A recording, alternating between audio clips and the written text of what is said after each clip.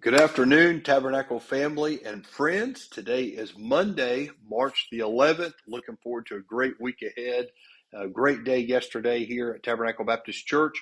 And our Monday Minute, our devotional thought comes from the book of Philippians, chapter number 2.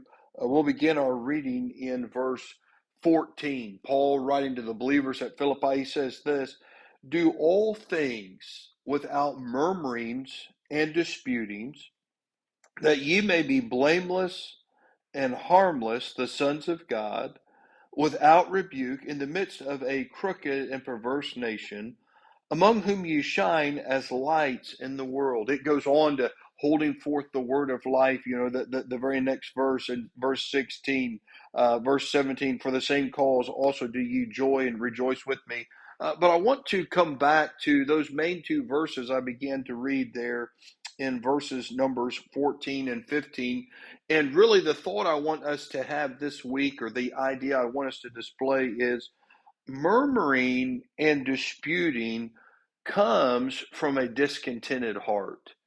And how often, we've studied Exodus, we've studied Moses, we've studied the children of Israel.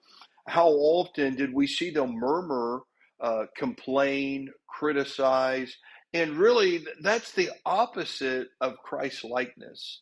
And the thought I'm trying to develop this morning or this afternoon is that we as believers should really do our very best to be content and be aware of God's blessing, God's benefits, God's grace to us day by day.